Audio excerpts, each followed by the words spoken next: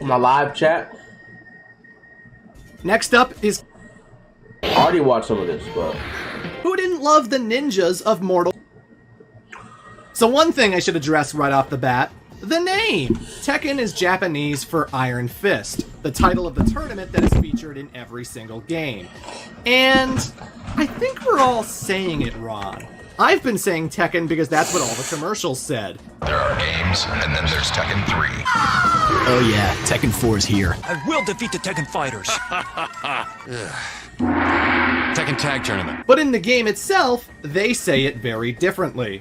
Enter the Tekken Force. When Tekken fighters attacked her. Yeah, it's Tekken 7, Tekken Tag Tournament, Tekken Blood Vengeance. We all make You're saying it the same way, but it just sounds different because you're abbreviating. Oh, Rodriguez, but she knew what was up. Like literally spend all night playing like Tekken fighter games or Street Fighter. So, you know, I just thought it was worth mentioning. Anywho, on to Tekken 1. So this game came out in 1994, where the saga begins with a father and his son who are training atop a giant mountain in Japan. This is the Mishima family, Heihachi and his 5-year-old son, Kazuya. And unfortunately for the little squirt, his dad is a colossal asshole. For Heihachi has brought his son to this mountain with the intent of throwing him into a ravine. The logic being that if the boy was worthy of carrying his legacy, he would survive the fall. Obviously, being 5 years old, there wasn't much Kaz could do to stop this. But throwing him off the cliff was the worst mistake Heihachi could have made, because not only does Kazuya survive, but he also vows revenge, their familial bond forever broken. We cut to 21 years later, where Heihachi is doing pretty good for himself. And this is where I start gushing about the guy. Not only is he my main when I'm playing the game, but the dude might be one of the most fascinating video game characters of all time. He is the CEO of the Mishima Zaibatsu, a gigantic conglomerate that not only runs sporting events, but also funds military projects. A corporation that is so big and so rich that it has branches in Europe and America. Originally, it was on the up and up until Heihachi's father, Jinpachi Mishima, passed away. Look at that goddamn beard. One has to wonder if Jinpachi's death was legit, because as soon as Heihachi gains control, he starts using the company for organized crime. He's basically the head of the Yakuza if it extended to the whole goddamn world. Oh, and no one dares cross Heihachi, because try as they might, the man is unkillable. Then they catch him with his teeth? Yeah. I gotta demon. Oh no! He is the strongest fighter in the world. A man so badass that he can catch a tomahawk with his fucking teeth. The dude is so intense that he once went into the wilderness and found a little baby grizzly cub. He brought the bear home and raised it to be his pet. But over the years, he taught it some new tricks, such as how to understand Japanese and how to fight.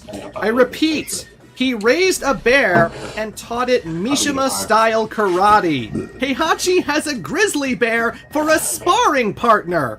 This is a playable character, by the way. You can fight as the bear Kuma, whose character model was ugly as hell in the original game. Well, maybe his CG render is better. Oh my god! Oh, and it should be mentioned that it wasn't enough for Heihachi to throw his son off a cliff. He also adopted another child purely to be a rival to the boy. An orphan who was good at fighting off street punks, Li Chaolong was officially made a Mishima, where he enjoyed the Zaibatsu's grand wealth. If you think that Li loves his adopted father, no. Like I said, Heihachi is a shitty father. Anyway, Heihachi is on top of the world. He's rich, he's powerful, but he feels so dissatisfied. Say what you will about his criminal ties, the man only wants a fair fight. To meet that challenger who can finally push him to his limits and best him in combat. And so he comes up with a brilliant idea, the King of Iron Fist tournament. A call to every fighter in the world to see who can dethrone the Zaibatsu's head honcho and win the gigantic cash prize. And thus the stage for Tekken is set, a dozen weirdo fighters all coming together, including Kazuya, our would-be main character. Of course, you're not forced to play as Kazuya, but he is up front and center as the star. He gets the most screen time, he takes up all the space. Hell, the poster's tagline is all about him. But what I find interesting about this is that Kazuya is not a hero. At all. Typically in fighting games, the main character is a babyface. Ryu from Street Fighter, Liu Kang from Mortal Kombat. These guys don't have any dark intentions, they just want to do the right thing and make the world a better place. But not... You can hear me? Not Kazuya. Hey, But yeah, that's not nice. Heihachi's a criminal prick, but the goal isn't exactly noble. He wants to murder his father so that he can inherit the Zaibatsu and attain world domination. He doesn't want to restore honor to the company, he wants to be the new big bad. And this isn't a retcon. Even as early as the first instruction manuals, he is described as a cold-blooded man who wants his coup d'etat. The main character is morally gray, and you're not supposed to root for him. I find that fascinating.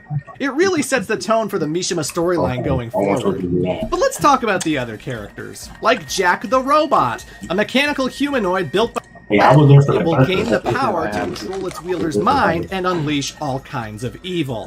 Luckily, this is never a problem because Yoshimitsu always punishes the wicked.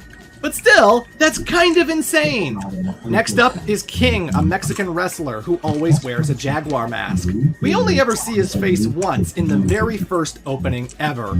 He wrestles so that he can earn money to keep his orphanage afloat. His Mexican orphanage that's filled with Japanese children. I love this cheesy live-action ending. The strangest thing about King is that he's not a mutant, he's not a science experiment, he's just a normal man. But rather than speak a normal language, he only speaks in Jaguar. How am I player combat? I really want to jump in. Every time you smack in my Tekken is ear, like every the only bullet down franchise I can think of where every character speaks their own native language. Usually it's all English or all Japanese, but not this game. Paul Phoenix, the American, only speaks English. Heihachi only speaks Japanese. Lily speaks French, Leo speaks German, Claudio speaks Italian. It's so strange to have a scene where 3 different characters are saying 3 different languages, yet they can all understand each other just fine. They can also understand Kuma, and all he does is roar. Tekken is so goddamn weird. It should also be mentioned that there is Armor King, another wrestler who wears a jaguar mask. His eye was crushed by King, which caused his wrestling career to suffer. He's entered the tournament for revenge. And then there is Anna and Nina Williams, the Williams sisters. Their parents taught the two how to fight to the point that they're both deadly assassins. But family or no, these two can't stand each other. Anna always jealous of the attention her father gave Nina, and the latter always being cold and dismissive. Except when she's watching Tom and Jerry, because Nina's a big fan of Tom. I didn't make that up. That's what the manual says. These two fight a lot. Like one time, Nina deliberately stole Anna's shoe, got called out on it, and so she slaps the shit out of Anna, who cries at the abuse, and she laughs it off because, haha, I did have this shoe. In Tekken 2, she just barges into the bathroom while Anna's showering and snaps a nudie pic without her consent. But it's okay because Anna got revenge when these 3 bodybuilder guys came up to flirt with them, and Anna took all 3 of them home. No gangbang for you, Nina. It should also be mentioned that Namco apparently thought Nina was so popular that she deserved her own spin-off game. Death by Degrees for the PS2. It sucks, don't play it. I'm not covering it because it's wildly inconsistent with its backstory in the main games. But maybe I'll give it a deeper look some other time. I gotta speed this up. There's Michelle, the Native American whose family was ruined by the Zaibatsu. There's Ganryu, a Japanese sumo wrestler whose shameful behavior lost him respect. There's Martial Law, yes, that's his name, a chef working in San Francisco. He looks and fights like Bruce Lee because every fighting game ever needed a Bruce Lee type. Marshall is best friends with another contestant named Paul Phoenix, and you don't want to sleep on this guy. He may be a brash, blowhard American, his hair would make Eraserhead blush, but this guy is legit. He once fought Kazuya Mishima before the tournament, and the battle ended in a draw. He didn't win, but he didn't lose either. He is on par with What the fuck are you doing? Remember that for later.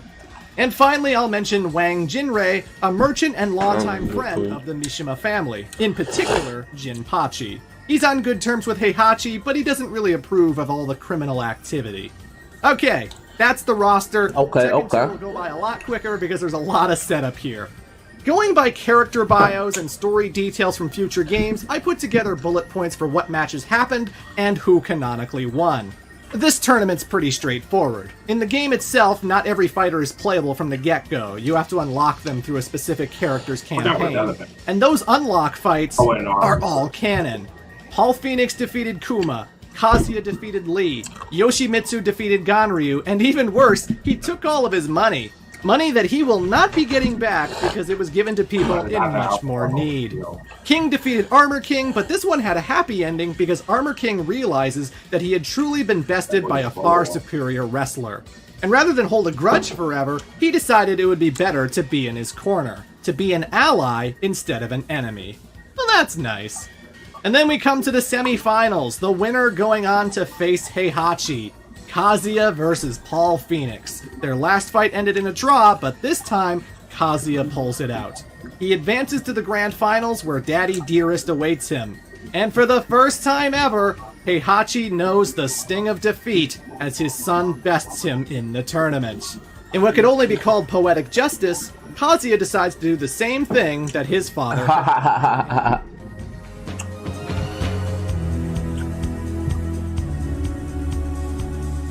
What the fuck? Why'd you smile? Fucking smile. Like, the dude just murdered his father and is like, what a happy, wholesome moment. Yay! Yeah, no, nigga. That animation will never get old. But yeah, folks, with Heihachi supposedly dead, the Mishima Zaibatsu is now Kazuya's to control. Little does he know, however, it's gonna take more than that to kill his old man. Just like, bro, my nigga, I had no weapon and I had no markers. Like, I'm not gonna fight you. So 2 years have passed since the original Tekken, and Kazuya is now the top of the world. But like I said before, this man is not a good guy. His goal is world domination, and he uses the Zaibatsu in all kinds of nefarious ways to achieve that. Assassinations, drug dealing, kidnappings. The guy acquires all kinds of assets to build his empire. He even abducts Russian scientist Dr. Boskanovich and forces him to work on some pretty weird shit.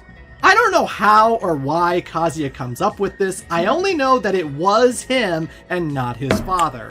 So he tells the Zaibatsu, I want you to poach as many animals as you can. Cheetahs, wolves, kangaroos. I don't want just an army of people, I want an army of beasts. And so, through some mad science, Dr. Boskanovich creates the first transgenic military animal, Roger. A boxing kangaroo that's meant to impose fear in the enemies of the Mishima Zaibatsu. I'd like to imagine that because Boskanovich was a hostage that maybe this was his way of messing with them, but even still, you don't get this far without supervision. It's pretty hard to take Kazuya seriously when his big plan to conquer the world is to sick boxing kangaroos against his enemies. But it gets even better, because the second military animal would come from an extinct species. Using DNA pulled from fossilized insects, Boskanovich then applies his experiment to a full-grown velociraptor. The man literally brought back the dinosaurs just so he could slap one with boxing gloves.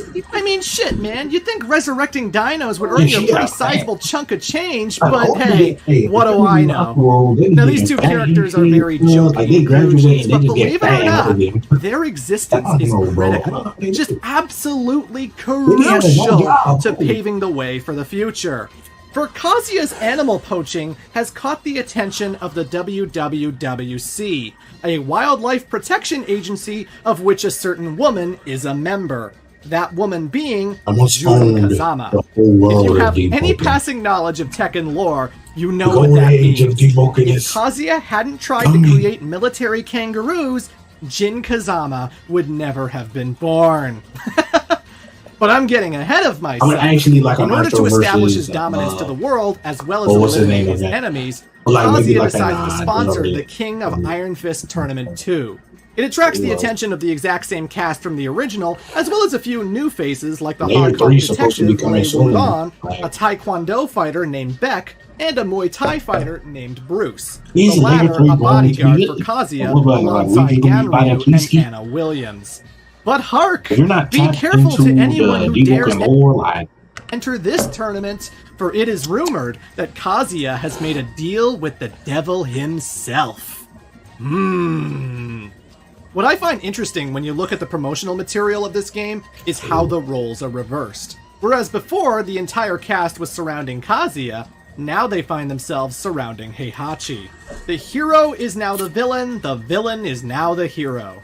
How many sequels managed to pull that off? It once again solidifies how fluid Tekken's morality is. Heihachi's not a good guy, but he might be better than Kazuya. Either way, a lot of the stakes seem much more personal this time around. Yoshimitsu wants to save Dr. Boscanovich. Kuma wants revenge on Paul Phoenix. King has become a drunk because his orphanage is going under, and only with the support of Armor King can he pick himself up. One of the Jack units wants to feel emotion and identity, and actually saves a little girl named Jane from a war-torn battle. It vows to protect the little girl no matter what. Michelle's mother has been kidnapped by because of a certain medallion she has. Will serve a much bigger purpose in Tekken 3. And while she's dealing with that, she also has to be careful of Ganryu because the sumo wrestler has been madly in love with Michelle since meeting her in the last tournament. Apparently, he begged Kazuya to rig the game so that they would fight each other. Li Chaolan decides to side with his stepbrother Kazuya, although it's not because of brotherly love. Wait, I think I'm supposed Ultimately, to he get wants to Mr. sabotage his First plans with the help of I didn't get And Heihachi, well, the man has a lot of pride. He has spent the last 2 years training like a beast, knowing that his son has finally lived up to the Mishima name. He will not take him lightly I don't even know this what time. other. The stage is set, the King of Iron Fist Tournament 2 begins. So right off the bat, Oh, Paul this defeats nigga, I need Kuma it. again. Heihachi faces off with Li Chaolan and puts him in his place. He tells his adopted son that when I get this Zetsu back, your ass is out. Michelle defeats Ganryu, telling the guy, sorry buddy, I'm not interested. She also gets her mother back, as well as the medallion. Lei Wulan faces off with Bruce and emerges victorious. Lei found information connecting Bruce to the death of his old partner, but when he tries to pursue him after the tournament, Bruce's getaway plane crashes and he supposedly dies.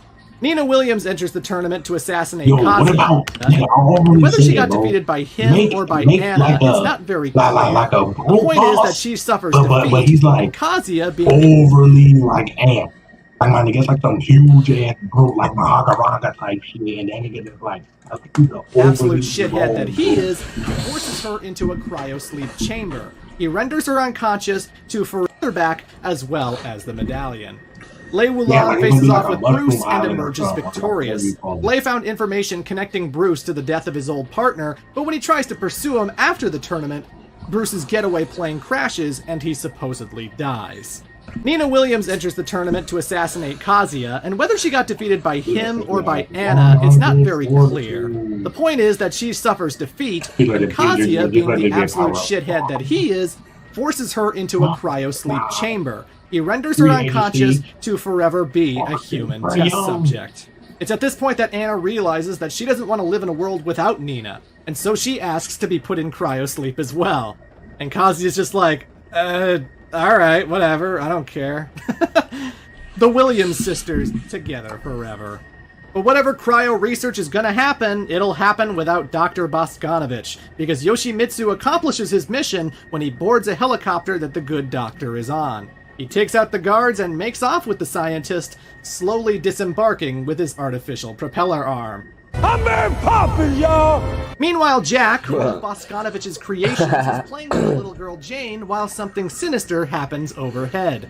A giant space cannon designed by a scientist named Dr. Abel aims specifically for the one Jack unit that's competing in the tournament. It fires off a giant laser that pierces Jack's neck and shuts the machine down. Jane, traumatized over losing her friend, dedicates the rest of her life to studying robotics. Now, I don't know how well Jun Kazama did in the tournament. All I know is that she met with Kazuya. And she's not just a wildlife protector. She's not just a martial artist. There is something about the Kazama bloodline that allows them to feel the spirits and energy all around them. And when she meets Kazuya, she senses a sinister force, an evil aura that seems to be controlling his destiny. Almost like he's a good man, but there's some element that makes him do the evil that he does. And Kazuya, for whatever reason, is drawn to Jun. He finds her mysterious, her interest in him very intriguing. The two get close. Very close. And at some point during the tournament, the two have sex. Yeah, these two should absolutely hate each other, but you know what they say, opposites attract. This is a PS1 fighting game. There are no scenes to elaborate on. Unless Tekken 8 or the Netflix anime series want to explain how this happened, you just have to take my word that Jun and Kazuya hit it off. Jun doesn't make much of an impact in the tournament. Hell, she doesn't even make it to the semifinals. No, that honor belongs to Heihachi and goddamn Paul Phoenix again. Yeah, for the second year in a row, he got that close to winning, but this time around, a gigantic traffic accident clogged up the expressway, and Paul was unable to reach his match in time. Loss by disqualification. Paul, dude, this is why you show up early, man, come on. And so it ends like dude. Heihachi and Kazuya. And during the fight, Heihachi discovers the evil force that Jun had sensed, because this is where players first get introduced to Devil Kazuya. He sheds his clothes to become a purple devil man who can fly around and shoot lasers out of his forehead. And this isn't the result of one of Boskanovich's experiments. This is a natural part of Kaz's being that's been there since the very beginning. The Devil Gene. A strange mutation that allows him to transform into a completely different being. But he doesn't keep his consciousness, as the devil is its own person. Devil Kazuya has a will of its own and completely different ambitions compared to its host. The devil only exists to kill, to destroy, to cause all kinds of pain and suffering. It should also be mentioned that there's an angel in this game as well, some kind of good side to Kazuya that acts as the final boss when you play as the devil. She only appears in Tekken 2, and aside from the tag spin-offs, she never comes back or gets referred to ever. But in case you were curious, Kazuya's good side is depicted as a blonde white woman. So hey. But none of this matters. Devil or no, laser beams or no, Heihachi Mishima is the strongest man in the world and he will air juggle your ass. Even with the scary demonic power, Kazuya loses to his father. Heihachi regains the Mishima Zaibatsu and once again proves his dominance. And thus he aims to rectify a mistake he made over 23 years ago. He shouldn't have thrown Kazuya into a ravine. Instead, he should have thrown him into a volcano! Yo! Yes! He picks up Kaz's unconscious body and chucks it into molten lava. That nigga definitely dead. Then he flies away by helicopter while the damn thing erupts. This nigga threw him into a fucking... Kazuya Mishima is dead. Heihachi does not fuck around. With the devil taken care of and things returning to normal, the only trace of Kazuya be wholesome is his child. One that will be raised by Jun Kazama. Shut up, nigga.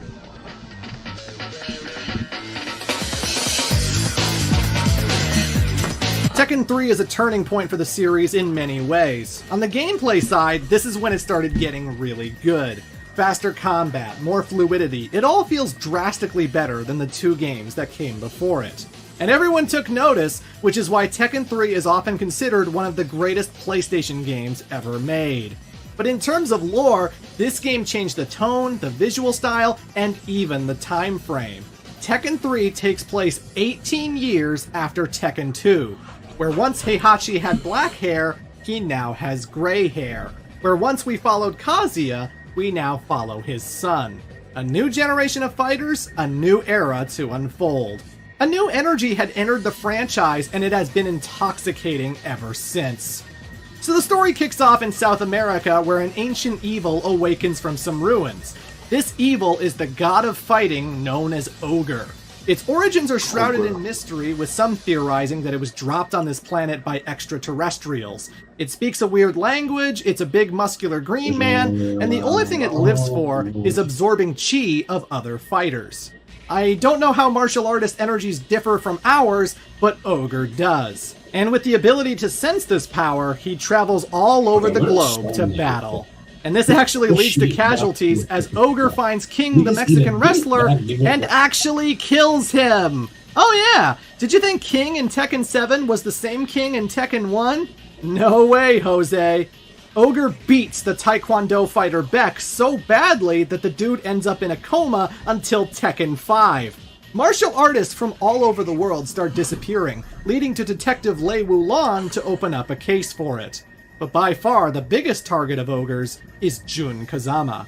Ever since Tekken 2, Jun has been raising her son Jin in Yakushima, and she's trained him in martial arts, she's taught him good values, the importance of morality. But now something's coming. Because Jun can sense evil energies, she warns Jin that if anything ever happens to her, he needs to seek out his grandfather, Heihachi. And sure enough, Ogre shows up, trashes the place, and knocks Jin unconscious. When he comes to, both Ogre and his mother are gone. Aside from the non-canon tag games, Jun never comes back. Heihachi is intrigued by this ogre. He's always heard of it, but now the beast has finally woken up. If he could capture Ogre, study his body, study his blood, perhaps Heihachi could unlock that strength for himself. And Jin, his grandson, a chip off the old block. He takes to Mishima-style karate very well, convincing Heihachi that he would make for the perfect bait to draw Ogre out. And naturally, Jin is fueled with hate, fueled with revenge, desperate to fight Ogre once more. This would eventually lead to Heihachi starting the King of Iron Fist Tournament 3. But let's not get ahead of ourselves. He still takes care of Jin and puts him in high school. The Mishima Polytechnic High School, to be exact, a facility that not only has framed pictures of Heihachi everywhere, but also a giant golden statue so that the students can worship him like a god. Wow.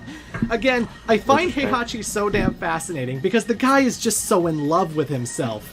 Anyone who can win the King of Iron Fist is given a trophy that is modeled after his own head.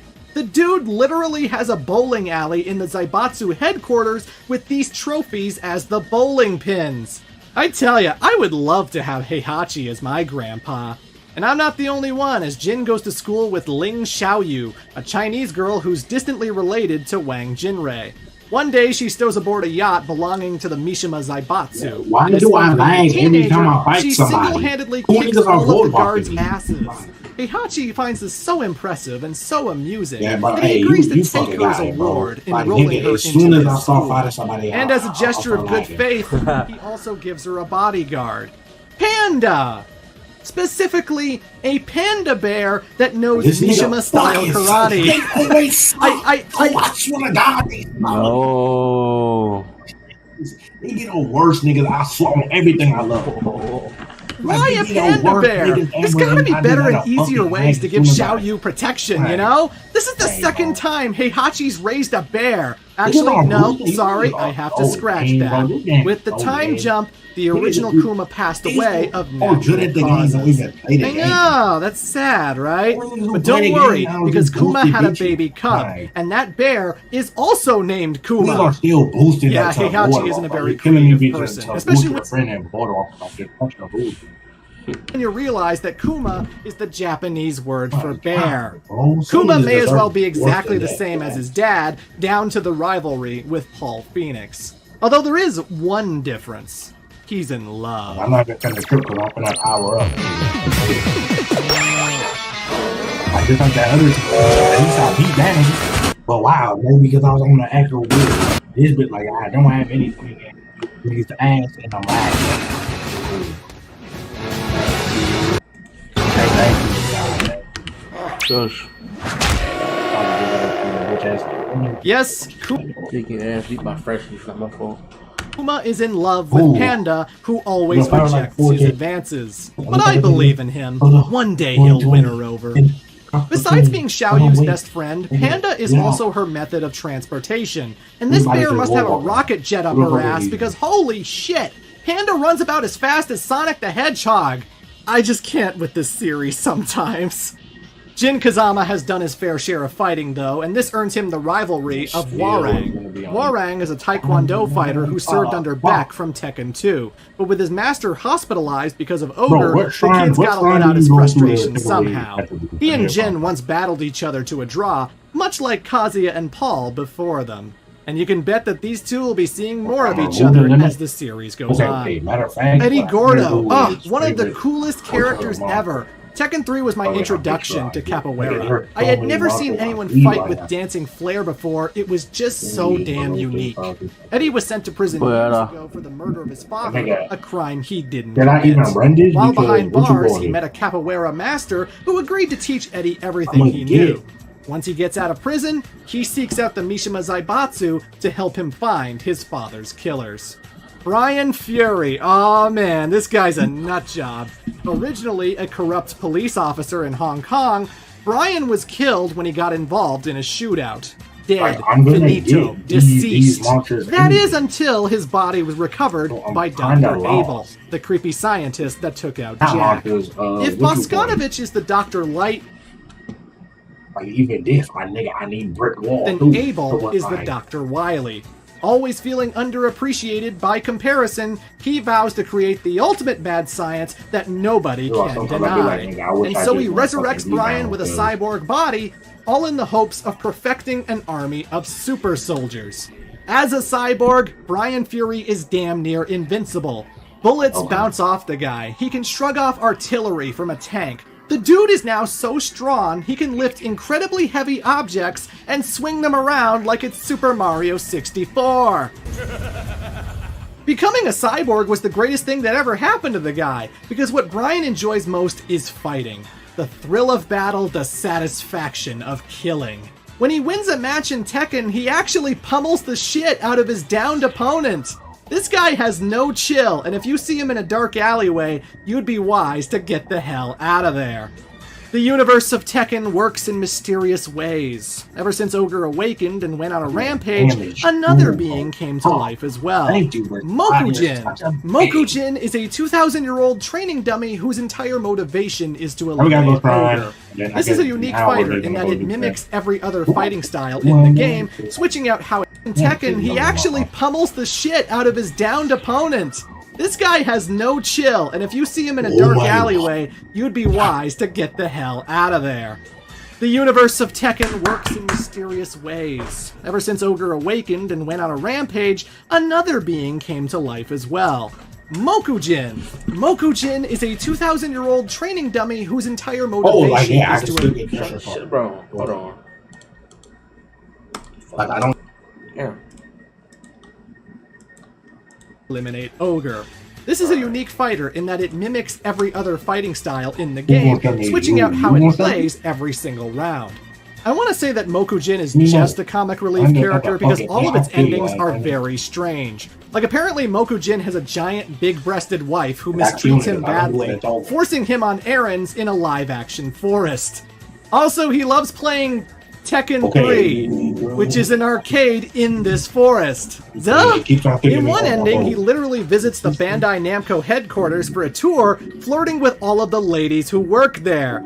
All of this is canon, goddammit!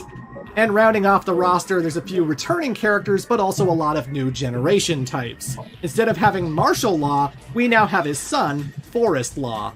Although, you know what's weird about that? From Tekken 4 onwards, Marshall returns to enter the tournaments, and Forrest doesn't. They establish that the son fights exactly like the dad, and then they go, you know what? We like the dad better. King's still in the game, but it's obviously a different person. It's a boy who grew up in the original King's orphanage, mentored by Armor King to be his replacement.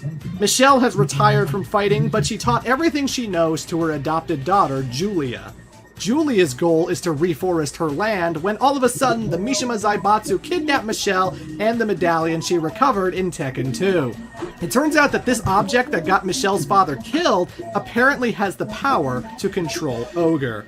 I'm not sure if Heihachi ever figured out how to use it. Remember Jane, the little girl that Jack saved? Well, after 18 years of learning robotics, she manages to install Jack's consciousness into a new experimental body, thus creating Gunjack. The Williams sisters finally wake up from their cryosleep. Apparently they sensed Ogre's presence and it jolted them awake. Very peculiar. Anna came out fine, but Nina emerges with amnesia. Other than her fighting and assassination skills, she doesn't remember anything about the person she used to be. What was the cryo machine's purpose anyway? The reason it was created in the first place was so that Dr. Boskanovich could find the solution to eternal life. Something he was desperate to acquire after losing his daughter Alyssa to an unexpected illness. Keep that in mind for the future. Yoshimitsu's looking to collect Ogre's blood to help with Boskanovich's deteriorating health, a plot point that is all but forgotten in Tekken 4 onwards. And last but not least, Paul Phoenix is back at the ripe old age of 46, and he's looking to get the glory he could never attain. So yeah, folks, that's the roster. The stage is set, Heihachi announces the King of Iron Fist Tournament 3, and I guess Ogre's just gonna show up. See, I've always wondered how exactly this whole thing works. The assumption is that the gathering of fighters will attract Ogre to them, but the final match also takes place in the temple that he came from. Is it empty? Is Ogre sleeping in there? Is the Green Monster Man honoring the results of the tournament, or does he coincidentally show up at the finals? I'd like to imagine that Heihachi used Michelle's medallion to control him, but it also asks the question of why have a fighting tournament at all. Maybe that Netflix Tekken series will help explain this a lot better. All you need to know is that it's a video game-ass video game, and Ogre's the final boss. So first up, Paul Phoenix defeats Kuma again! Seriously, this is getting to be a broken record, but this is constantly established in Kuma's backstories. These bears just can't catch a break. Jin Kazama defeats his rival Warang. To be honest, this isn't outright confirmed, but going by the wording of Warang's Tekken 4 prologue and his attitude in his non-canon ending, it just seems like they definitely battled each other. But of course, I couldn't. Julia manages to rescue her mother Michelle, and Eddie Gordo discovers that the man who killed his father was none other than the late Kazuya Mishima. Oh, and at some point, Dr. Abel activates his space cannon again in the hopes of trying to kill Gunjack like he did Jack 2. And this ending's kind of interesting. If you watch it as is in the Tekken 7 menus today, you're getting the bad ending. The ending where Abel nukes the area so badly that it kills both Gunjack and Jane. For whatever reason, Tekken 3 gave Gunjack two endings, because if you beat the story mode a second time, the same ending will play out, except this time around, Gunjack spawns a force field that protects the two of them just fine. I don't know what the logic was there, but someone behind Tekken 7 obviously didn't know this, as only the bad ending is viewable. And that's about it. There's not much to go off of reading material from future games. The details of the tournament seem pretty ambiguous. But we definitely know how it ends. The final battle takes place in the South American ruins. It's Ogre versus Paul Phoenix.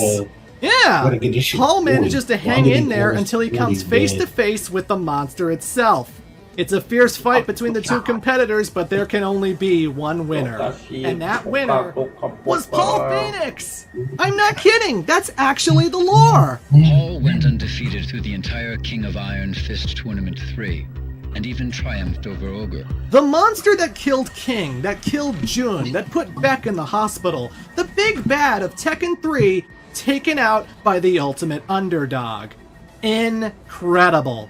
Nowadays, Paul Phoenix finds himself as a bit of a comic relief character, always being put into silly situations. But in the 90s, this dude consistently made it to the finals of every single tournament, being on equal terms with both Kazuya and Ogre.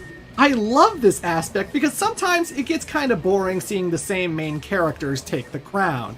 And Paul getting so damn close when he has nothing to do with them, that's the chaos I live for. But I have to burst the bubble and explain why he didn't win the tournament. You see, Ogre actually has two forms, and while Paul celebrated over beating the first, he didn't stick around to actually see the beast transform. Yo, what we on? Ogre becomes true. Actually, hold on. A gigantic winged snake-armed fire-breathing abomination that Jin Kazama takes on. Now, Tekken 4 says that Paul was undefeated, so I have to wonder if he actually battled Heihachi and Jin. or if Well, Ogre that's interfered right. before Paul could take You Jin get fat, on. fatter in Either this way, movie. Jin gets the Can't get ultimate fatter victory. enough. You win. And blow the fuck up. Ogre disintegrates into goop, and Jin Kazama has He said avenged goop. his He father. said goop. He has won Yeah, he the said goop. King of Iron Fist Chat. Tournament 3. Too bad he won't be allowed to He enjoy. said goop with the goop. Yo!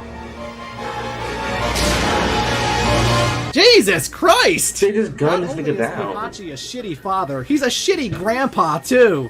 With Ogre defeated, Jin is no longer any use to him. Just another blood Devil relative Jin. getting ready to knock him off his perch. Plus, this is Kazuya's son, which means there's a very good chance that this kid has some devilish tricks up his sleeve. And well...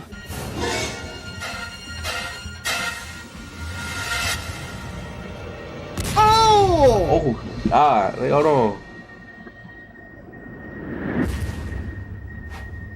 You gotta love how Heihachi was thrown headfirst through a thick stone wall, was spiked into the ground from a massive fall, and the dude just gets up like it's nothing. But yeah, Jin Kazama Why didn't he kill him? definitely Like, why did he has just fly the away? devil gene. And now he's on the Where did he run, just not go? just from Where did he Heihachi, just fly away? but He's also a fucking his beast. dad. He's a fucking sneak. I'm gonna fucking Oh, beast. my God. Shut up, please. They call me Big Bleak. I ain't Baby Bleak. I got a big old sneak. I got a big old beak. I personally love Tekken 4. I know it's the black sheep on a competitive level, but in terms of atmosphere and music and overall presentation, I always thought this game was amazing. It was the first entry to start having prologues before a character's story, and that saves me a world of research. Everything I told you about Tekkens 1 through 3 required me reading instruction manuals, strategy guides, and the wiki. Lots of research to do, whereas now, we've got definitive storytelling. Thank God. So 2 years have passed since the defeat of Ogre. Jin Kazama has been hiding in Brisbane, Australia, where he's been unlearning Heihachi's teachings. Because Jin now loathes the Mishima bloodline and everything associated with it. Heihachi has been searching for him this whole entire time. You see, even though the Zaibatsu recovered Ogre's body, he can't actually use its power without one key ingredient. The Devil Gene. Without his grandson, there's just nothing he can do. But one day, the Zaibatsu brings him brand new information about G Corporation, a biotech firm that deals in genetic research. It turns out that after the King of Iron Fist Tournament 2, they recovered Kazuya's body from the volcano. How did they know to find him in there? Was Heihachi just bragging to everyone he knew, like, yeah, I threw my bitch-ass son in there. It was awesome! But if the company has Kazuya's body, that means Heihachi can steal it and get the Devil Gene. So he sends in the Tekken Force, the Zaibatsu's military squad, to ransack the G Corporation building. They bust in, dispose of the scientists, steal all kinds of data like it's nothing. Until they don't. Because all of a sudden, one man single-handedly kicks their ass.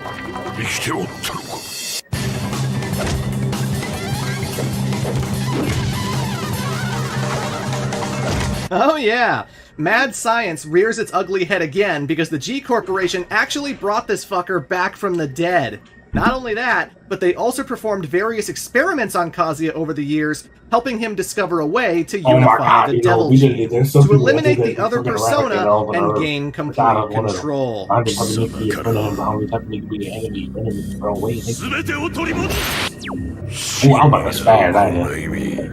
Bad day for Heihachi, but this presents an opportunity. Heihachi announces the King of Iron Fist Tournament 4, and instead of just getting a trophy, the winner will gain control of the Mishima Zaibatsu itself. Ah, damn! Kazuya definitely recognizes this for the trap that it is, but gladly participates anyway. And Jin, upon hearing of both the tournament and his father's survival, also rushes in to eliminate his family for good. Certainly no love lost for his evil father. But yeah, Tekken 4's got a lot going on in this story, with only 3 of the characters being new. Instead of having Eddie Gordo, we have Christy Montero. She is the granddaughter of the capoeira master who taught Eddie how to fight. After Iron Fist 3, Eddie passed this knowledge on to her, making her gameplay damn near identical. When Eddie leaves to confront his father's killer, she chases after by entering the tournament. And then there's Craig Marduk, a Valetudo cage fighter. This guy was on top of the mixed martial arts world. Put the camera on me. No one can stop me. But then one day he got caught in some kind of scandal, and with public shame comes bitterness and resentment. Marduk is an angry motherfucker. He takes what he wants, and no one will deny him. Oh, yeah, baby, that's what I'm talking about. You need to get with me, girl. I am not into Neanderthals. I always get what I want. I'm sure he'll wait for Anna to wake up and politely ask again for consent. His attitude boils over one day at the bar when he picks a fight with someone and murders them. This gets him sent to prison. He'd be serving a much longer sentence if not for some mysterious benefactor. One who manages to pay off the judiciaries and invites Marduk to Iron Fist 4. Who is this benefactor? It's King! For you see, the man that Marduk murdered was actually Armor King. Yes! Armor King is dead and his apprentice wants revenge. He enters the tournament hell-bent on destroying his master's killer.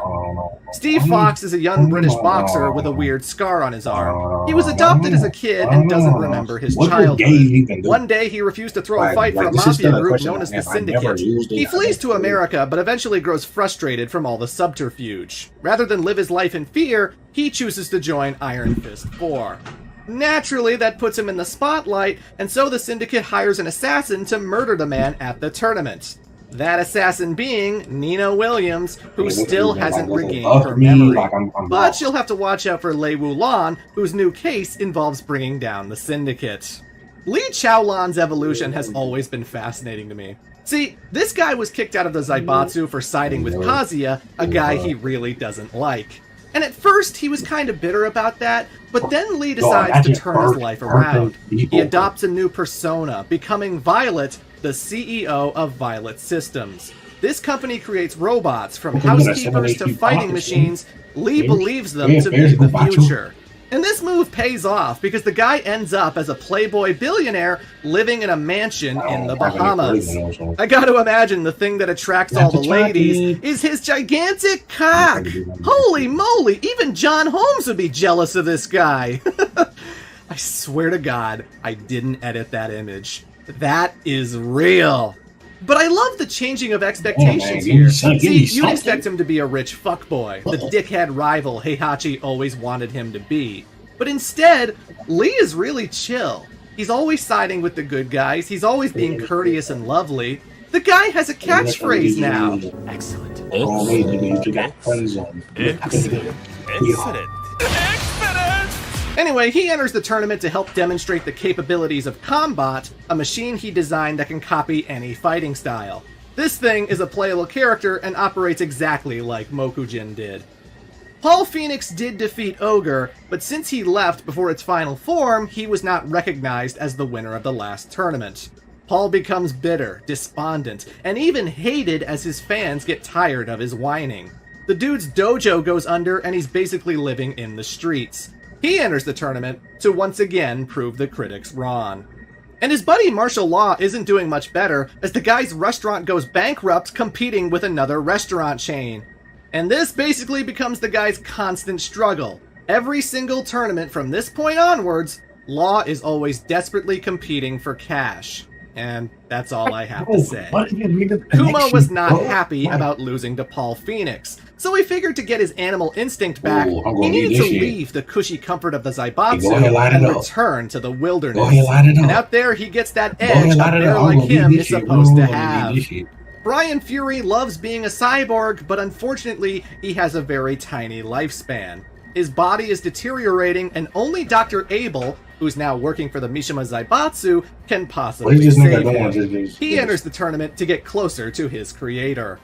Julia invested money into G Corporation because they were the only company willing to help reforest her land. But after the Zaibatsu raided their labs, the reforestation data disappeared with them. She enters to get it back.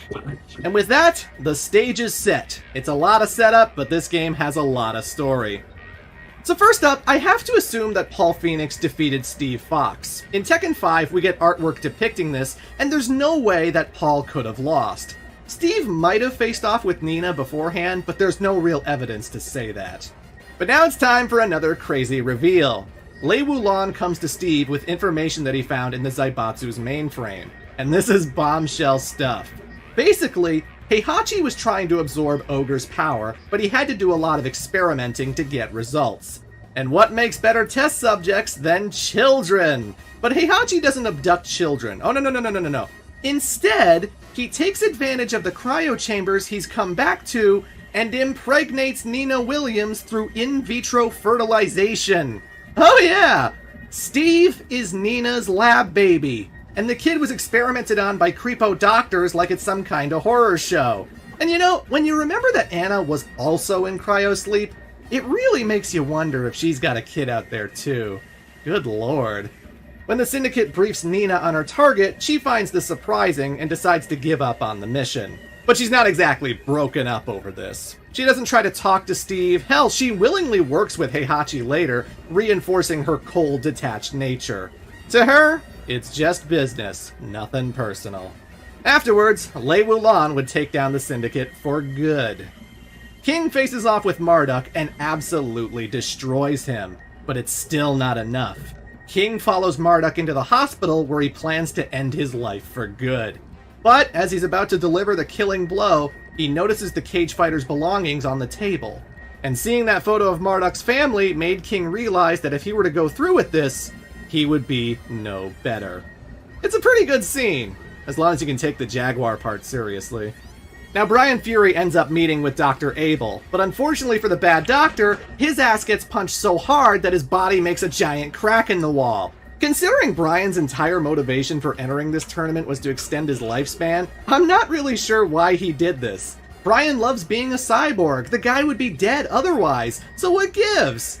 Brian falls unconscious after this punch, but Yoshimitsu, oh yeah, Yoshi's in this game, ends up finding him. He takes Brian to the Manji clan's headquarters, where the good Dr. Boskanovich tells him that he will absolutely help. Well, ain't that nice of him? I wonder how Brian will repay the favor.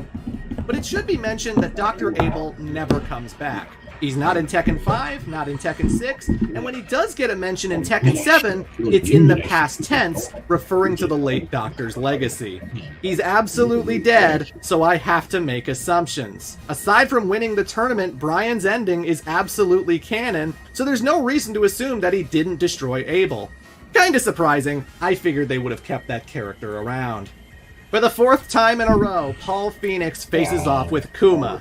Well, technically the second, but you know what I mean. But wallowing in misery can't compare to training in the wilderness. Kuma does what his father couldn't and defeats Paul Phoenix. At long last, right? I guess he's not that much of a joke character if he can beat the man who beat Ogre. Lee ends up facing off with Kazuya, but the Playboy is still no match for his stepbrother. He and Combat both suffer defeat. With victory over Lee, Cass is all set to face off with his son, Jin Kazama. But unfortunately, the kid doesn't show up and ends up disqualified from the tournament. And that's because Heihachi sicked the Tekken Force onto him, where they proceed to drug and capture the lad. Thus, the final battle is a three-peat, as it's once again between Kazuya and Heihachi. Interesting thing about this encounter, when you play as any of the non-Mishimas, Heihachi is typically the final boss. Now, when he's facing off with Kazuya,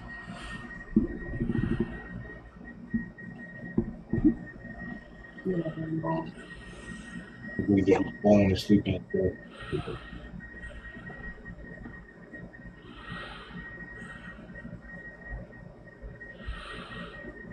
I'm popping out East Atlanta. That's like what, 2 more Fairbanks? I don't know why my flame, but nigga, I don't want to use that flame mantra and then okay, I'm gonna see if the angles. If it doesn't, then I'm gonna use it. But if it does, then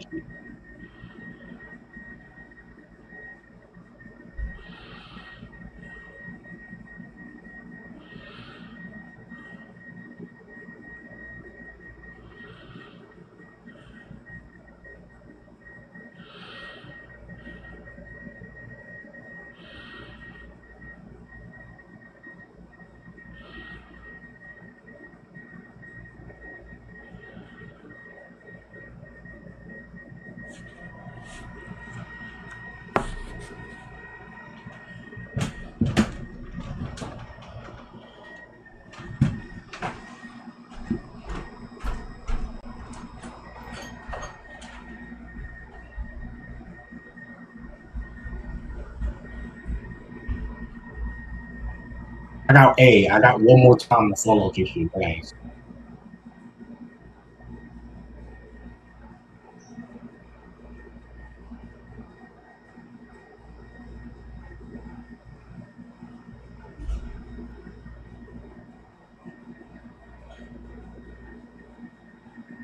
Meatball.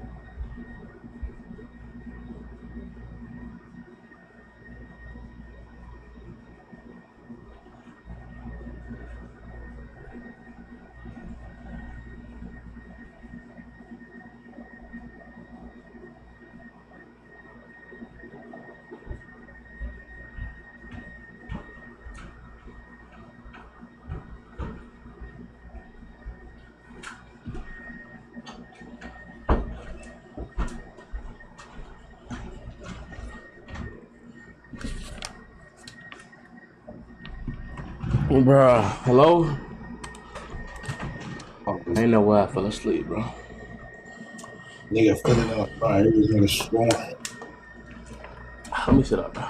I'm not gonna tired.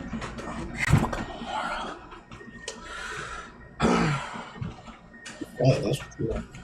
He's a bitch. That's what you are.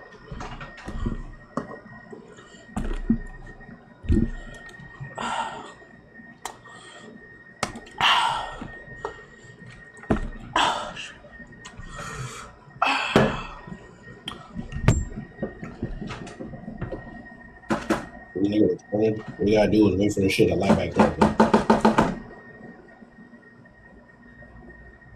I don't know how you did.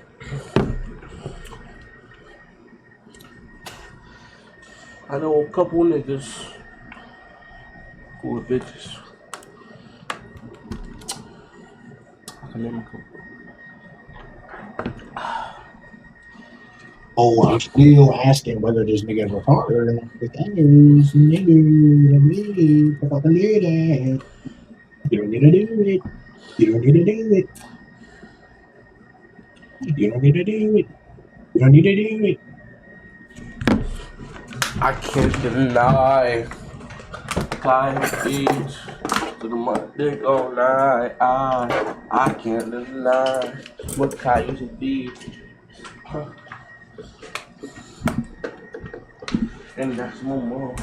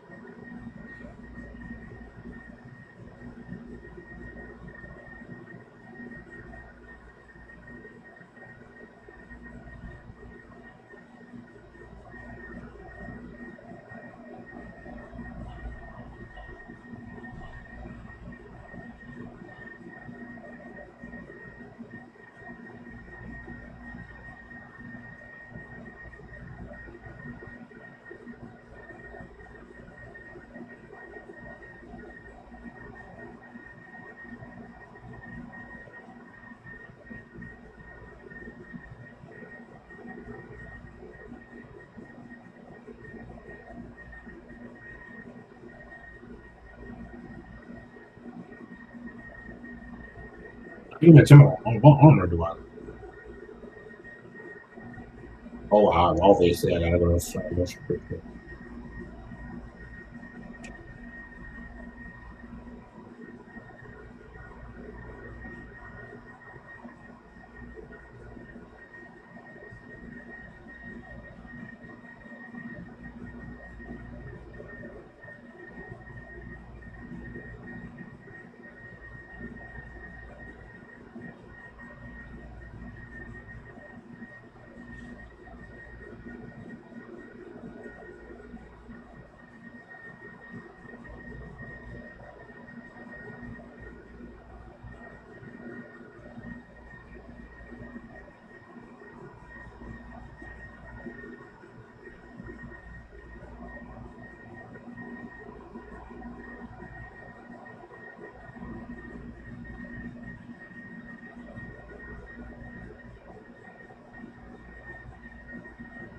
Okay, wouldn't I want to go eruption path though? Just so like I can what's it called it?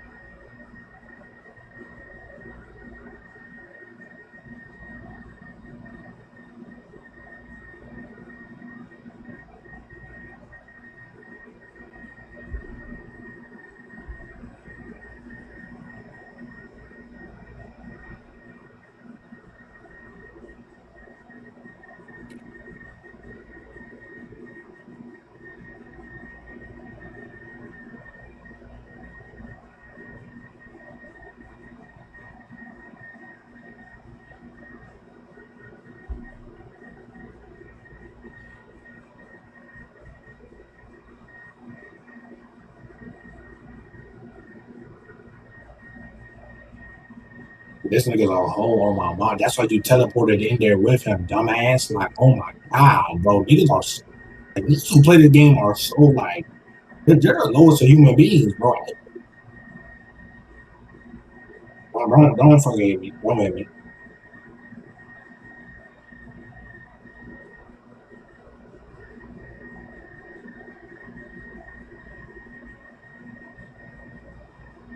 Look. Yo, what's up, funny, bro? What's funny, bro? You don't want to pull up behind me, bro. What wait? Bro.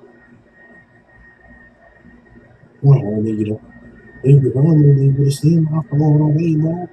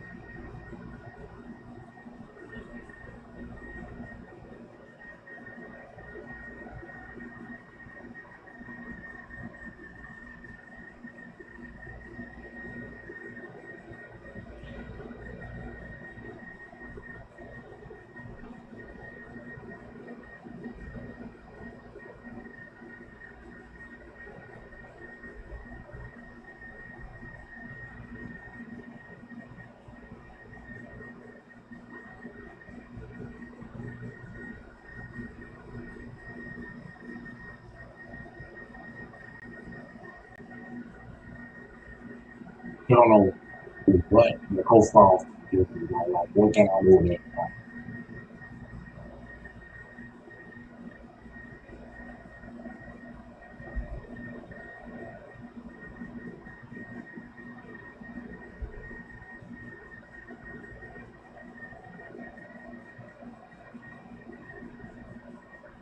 Ice cream.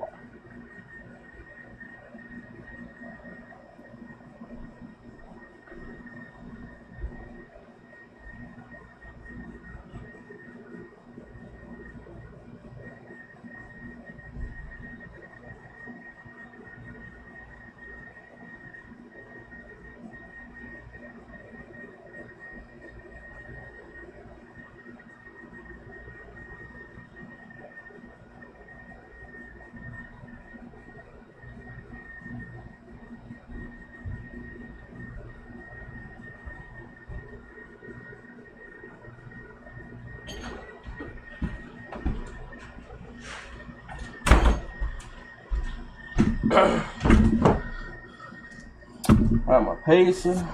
I got my nose. Talking shit like I can with it. The copy is stupid bitch. I want my guy. Man,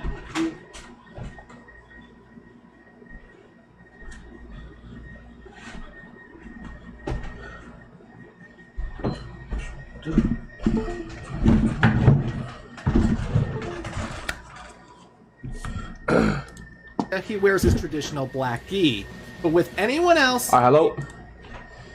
Yeah, bro. What, little bitch? Is it cold now?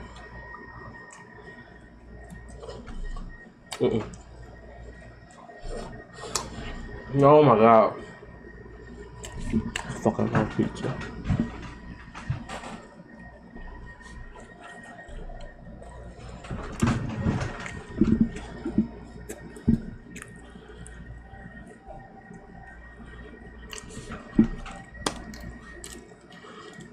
He always enters the arena in a fundoshi. After all, Heihachi is a warrior's warrior. He doesn't want any tricks, he doesn't need assistance, he wants to fight completely naked. The only problem is that it's incredibly revealing. Heihachi's bare ass is staring the player right in the face! Look at that thing! The string is riding right up his ass crack! I can practically see his taint! I don't mean to be disrespectful to Japanese culture, but good lord, am I a gamer or a proctologist? Ugh. So after a tough bout, believe it or not, Heihachi once again defeats Kazuya. I know, right? After that amazing opening, after all those years of wanting revenge, and the old man still pulls it off. Heihachi is the official winner of the King of Iron Fist Tournament 4. But the old man's not done, and he tells Kaz that he can lead him to Jin. So the two travel deep into the Zaibatsu compound to a temple in the forest known as Hanmaru. There Kazuya finds Jin tied up in chains, which couldn't be more perfect. The devil takes over Kazuya once again and explains that when Jun and Kaz got together, a part of himself went away into the body of Jin. Hence why he has the devil gene. But now's the time to take that power back. Or so the devil thinks. Because the 20 years of research that Kazuya has done has helped teach him how to unify this power. Fighting from within, Kazuya eliminates the devil persona completely, incorporating it into his own being. There is no devil anymore, only Kazuya. Ah, sweet, he's a good guy now, right? Oh, don't be silly. Kaz may be in control, but he still wants the same thing. The power to conquer the world.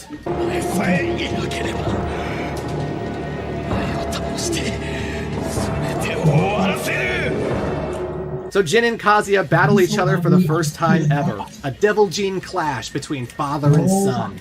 And in the end, Jin Kazama proves his strength by... Sit up. I'm watching though.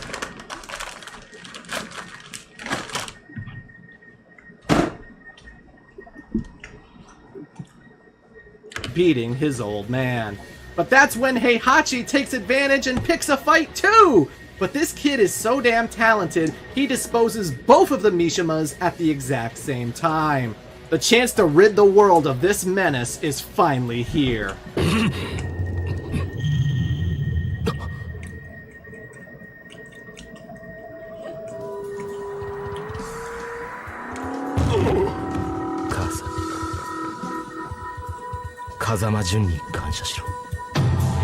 Jin flies away from Hanmaru, leaving his vengeance behind. His father, his grandfather, they get to live for another day.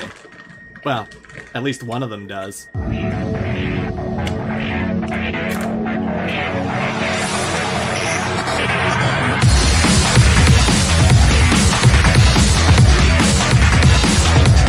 Immediately after Jin leaves, the temple gets bombarded by Jack robots belonging to the G Corporation. The company has betrayed Kazuya and is now looking to dispose of him as well as Heihachi.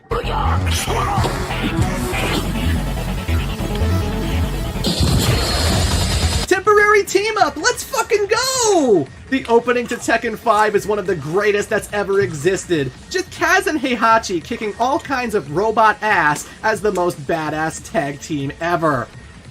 For a while, anyway. Dick move, Kazuya! Dude makes his getaway as the Jacks pile on. Nani? Oh, that nigga definitely dead. Is dead. I don't know where he's at.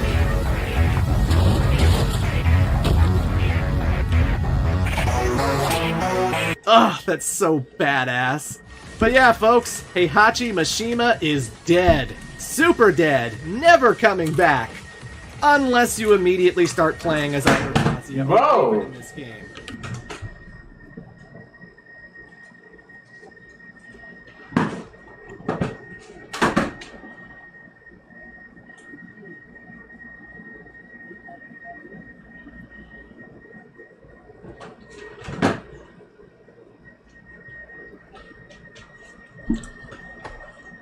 Because you'll be watching the cutscenes and, oh, never mind, there he is.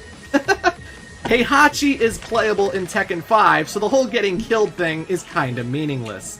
So like, the Jacks blow up Hanmaru and Heihachi gets blasted from the site, just launched across the entire forest, eventually landing in a grave in a nearby cemetery.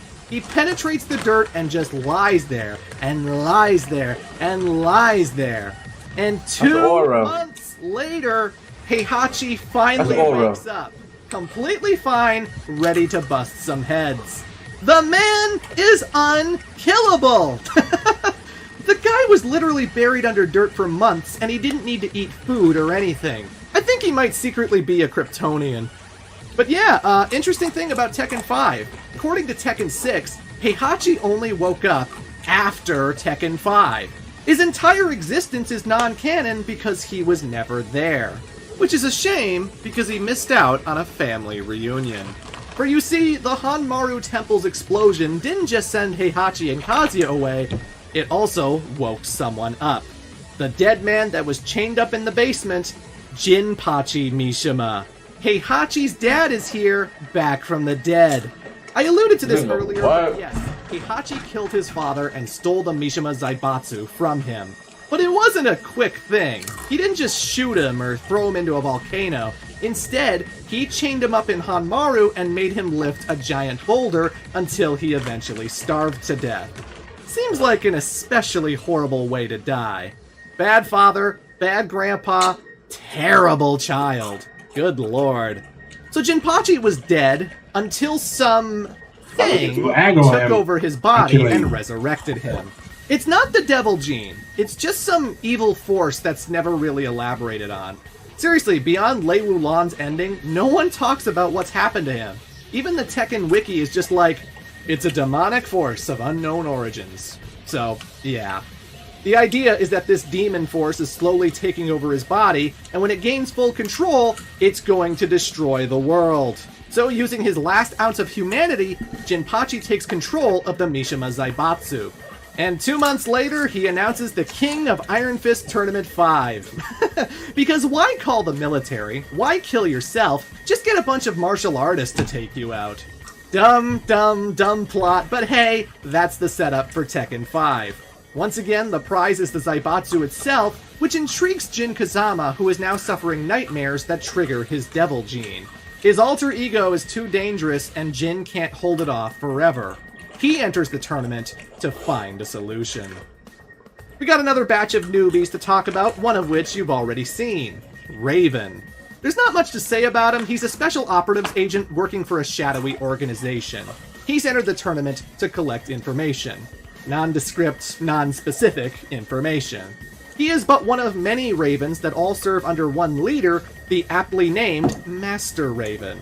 All you need to know about Raven is that he's so cool he can stand on top of a fighter jet while it's flying at full speed. Hell, he can stand underneath one. Nigga, what? No, come on, bro. You guys be doing bullshit now. Next up is Feng Wei, a Chinese Kempo fighter who wants to be the strongest man in the world. After getting into fights outside of his training, he gets scolded by his master. Naturally, Feng took that as an insult and murdered the man. He then spends his time seeking out a scroll known as the Secrets of Godfist, something he believes will give him ultimate power. He attacks every dojo he comes across looking for the thing until it becomes clear that it's in the clutches of the Mishima Zaibatsu. He enters the tournament to retrieve it.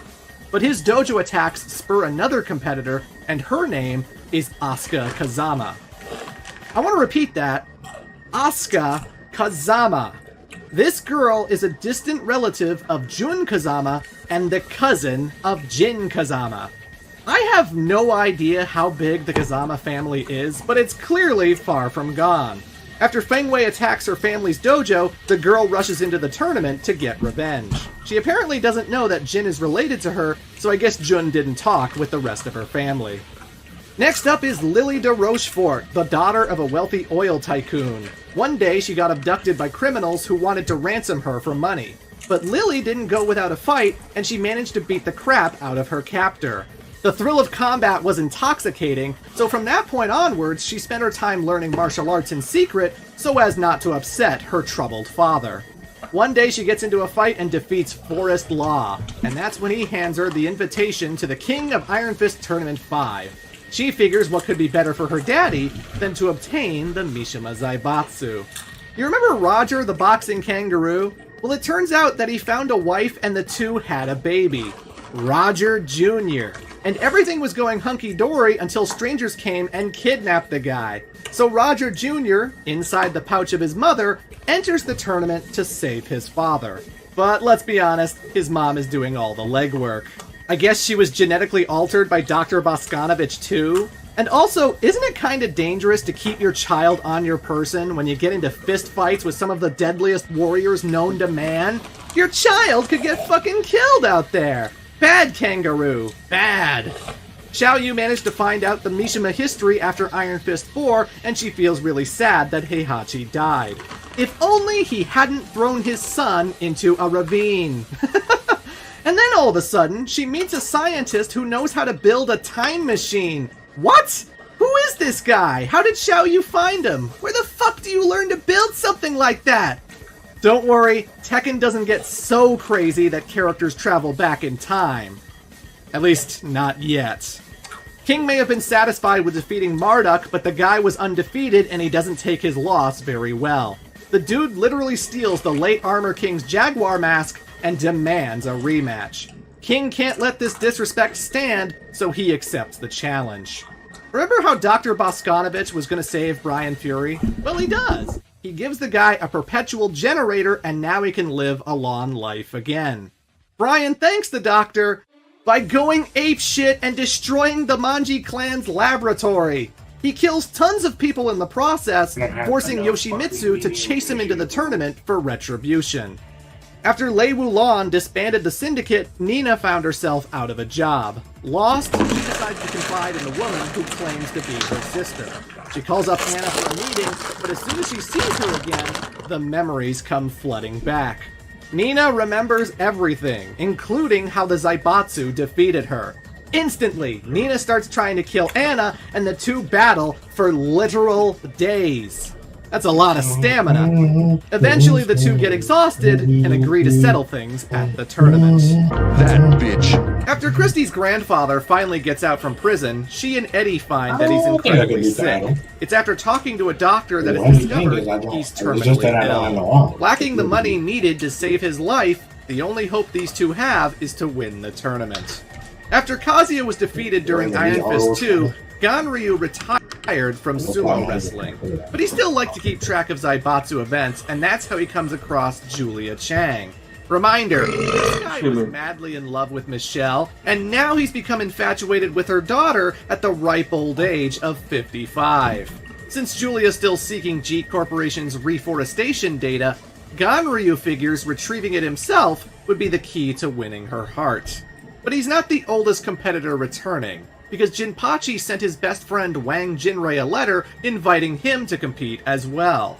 And let's see, at this point in the story, Wang would be 105 years old? The dude was 82 back in Tekken 1? His bones must be as stable as graham crackers at this point. But hey, maybe he'll surprise me. And on that note, let's talk about the tournament. So first up, Jin Kazama defeats Wang Jinrei. Okay, never mind. This is arguably disappointing because the thing we know most about Wang's backstory is that he was best friends with Jinpachi Mishima. The two have an incredibly close bond. If anyone deserved to take him down, it was Jinrei. But according to Tekken 6, he didn't even get to see the guy. Canon can often be anticlimactic. King and Marduk battle for the second time in a row, and once again, King emerges victorious. Although this outcome changes things forever. Like an echo of the past, Marduk realizes that King is the real deal, and rather than hold a grudge, he chooses to be his ally. King and Marduk become best friends and also a formidable tag team. All that bad blood gone forever. Nina faces off with Anna and gains the victory. That didn't satisfy me at all. I refuse to kill you. You bitch! Paul Phoenix enters the tournament with new determination after losing to Kuma. And of course, because someone fucking hates Paul, he finds himself battling Kuma yet again. This time, Paul... This nigga has not, bro, you've been fighting nigga for fucking five years now, bro. But he is so exhausted from the encounter that he bows out of the tournament. Yoshimitsu clashes with Brian Fury and scores the win.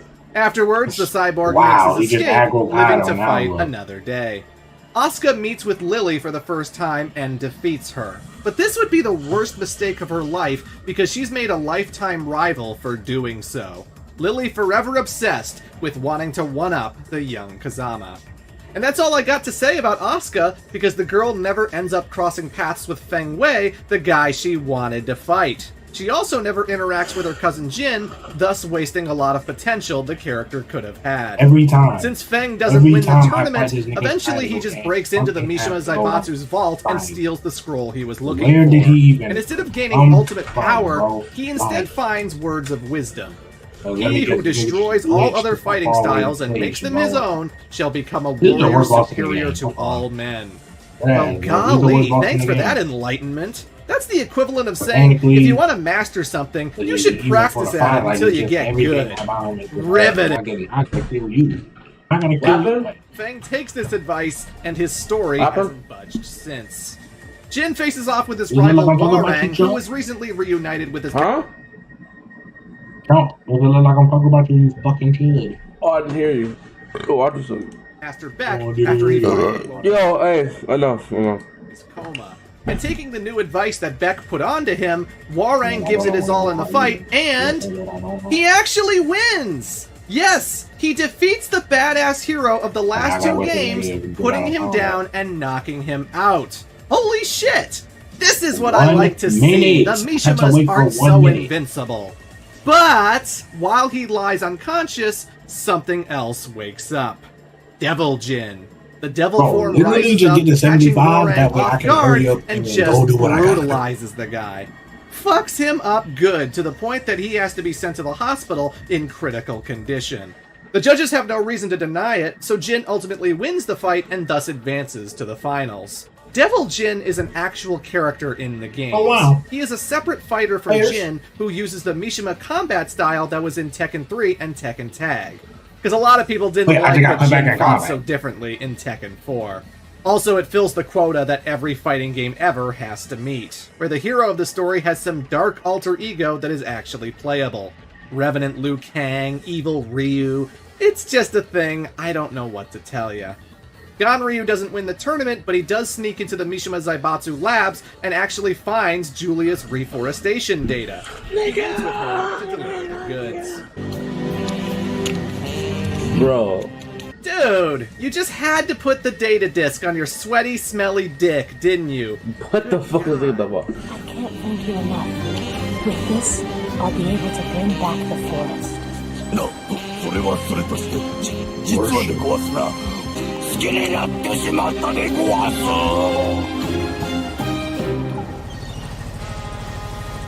Oh, Ganryu. He did a great thing for the wrong reason. Don't think she'll be interested anytime soon.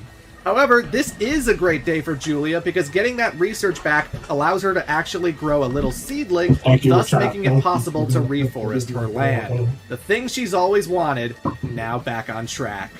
In another laboratory, one abandoned by Dr. Boskanovich, Roger Jr. goes looking for any kind of trace of his dad. And well...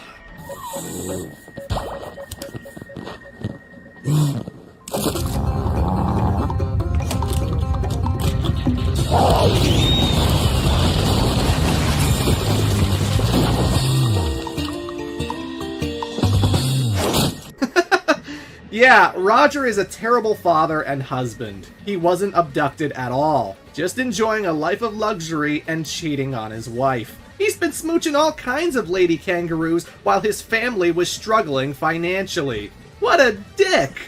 What I find amusing about all this is that Roger Jr. ends up running into Alex, Roger's dinosaur rival.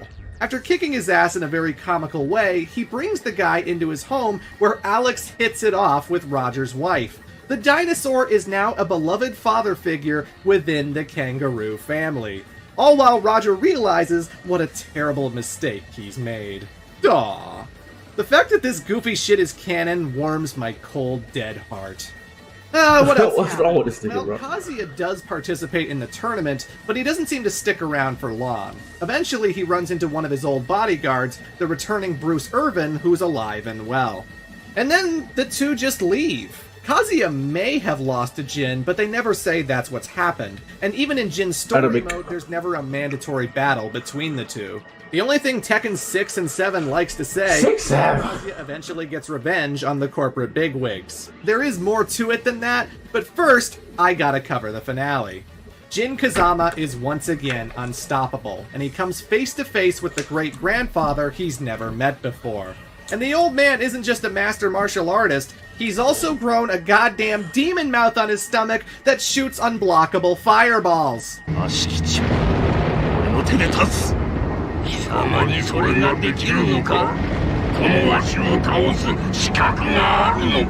In the middle of a whirlwind tornado, Jin battles his great-granddad with everything he's got. And once again, the young Kazama ekes out a victory, destroying Jinpachi for good.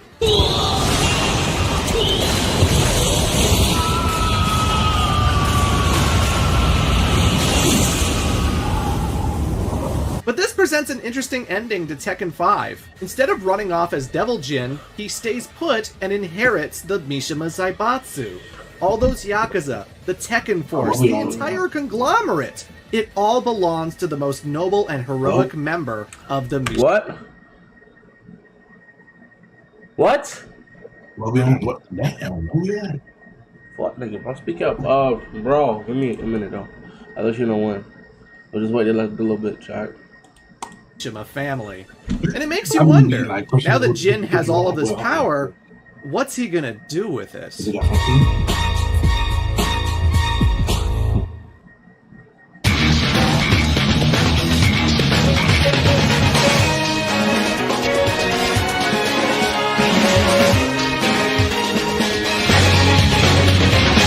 So the story begins with Jin Kazama starting World War III. Nigga, what? Oh yes, I'm serious. The first thing that Jin does when he gains control is start claiming oil refineries, space stations, anything that can give the Zaibatsu power. He expands the military and sends the Tekken Force to every corner of the planet just to tear shit up and conquer everything. And there doesn't seem to be any rhyme or reason to it. He just attacks civilians because he can. The Mishima Zaibatsu is so strong and has so much power that they somehow managed to conquer the United Nations. I'm no geopolitical expert, but that sounds fucking impossible. The governments of the world all just sit there, impotent to combat this threat. But one giant organization is leading the charge, forming the biggest resistance to the Zaibatsu's evil. And that organization is G Corporation. See, after killing all of the executives that betrayed him, Kazuya became the new CEO of the company. And I thought it was just a small biotech firm, but apparently it's expanded quite a bit. Now G-Corp has its own private military with thousands of soldiers and tanks. It's the face of multimedia entertainment, sponsoring such J-pop idols as Lucky Chloe, who of course is a martial artist and playable character.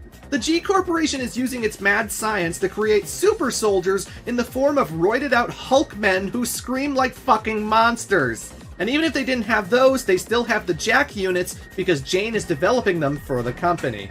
And why not? They're the only ones taking the fight to that evil dictator, Jin Kazama. Seriously, as far as the public is concerned, Kazuya is nothing but a saint, a hero who's trying to save the world. If they only knew. Kazuya has offered a substantial bounty to anyone who can bring him Jin Kazama's head. And as a response to this, the Zaibatsu leader decides to announce the King of Iron Fist Tournament 6. Which I'm not really sure if now's the time for martial artists to be competing in tests of strength. But I gotta take a second to acknowledge how the narrative changed from this point onwards. It's the first high-definition Tekken game, the first one to have online play. And it's also the first one to have a proper story mode. Previously, these games have only been experienced one character at a time, fighting 8 or 9 matches and taking any cutscene you can get. But Tekken 6 has a full-blown scenario campaign that focuses on 2 new characters, Lars Alexanderson and Alyssa Boskanovich. The story follows them the entire way through as you battle in over 38 stages, each filled with dozens of goons and special bosses. It's completely canon, its events referenced in Tekken 7. Which is fine, But the King of Iron Fist Tournament 6 goes completely ignored.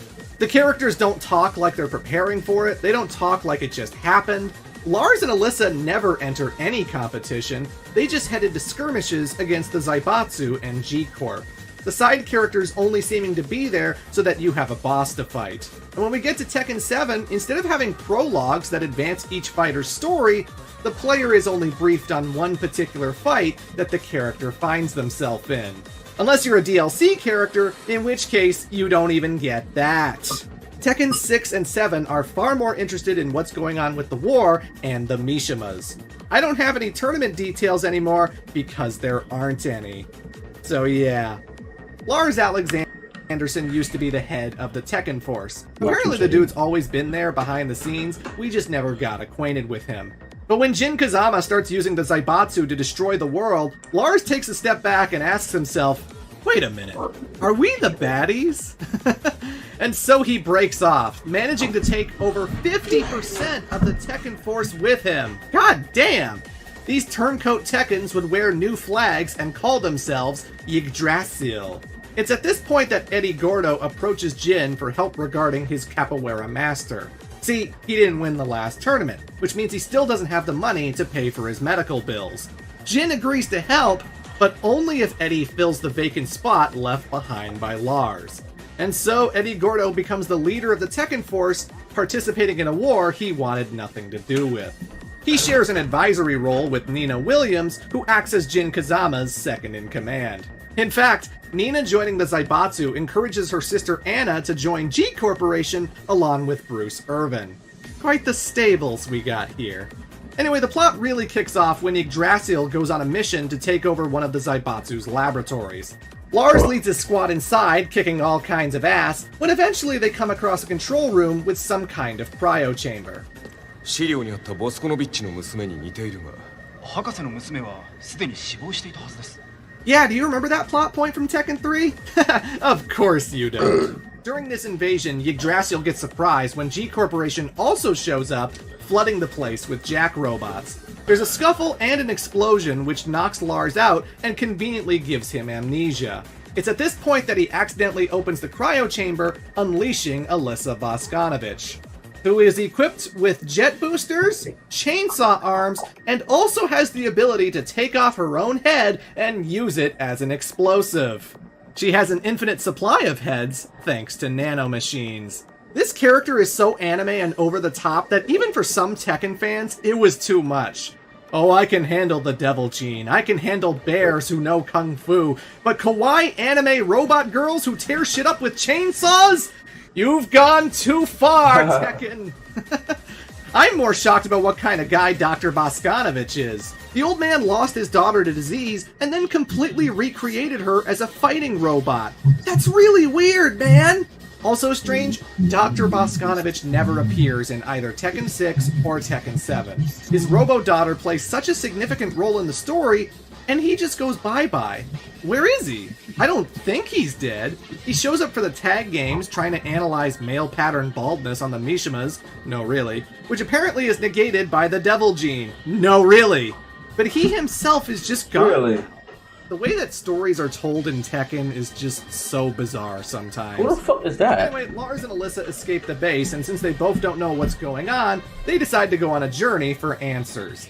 One which has them fighting street thugs, the Tekken Force, robots, bear cubs, kangaroos, a marching parade, sumo wrestlers, and even goddamn demons. There's so little narrative structure to the campaign that I have no idea why they're in the places that they are. What good is finding Armor King gonna do? Oh yeah, Armor King's alive. Kind of. See, after King and Marduk made up and became friends, someone ambushed the Valetudo fighter in the locker room. And he looks exactly like Armor King. But later, King is reminiscing about his old master when he makes a shocking discovery.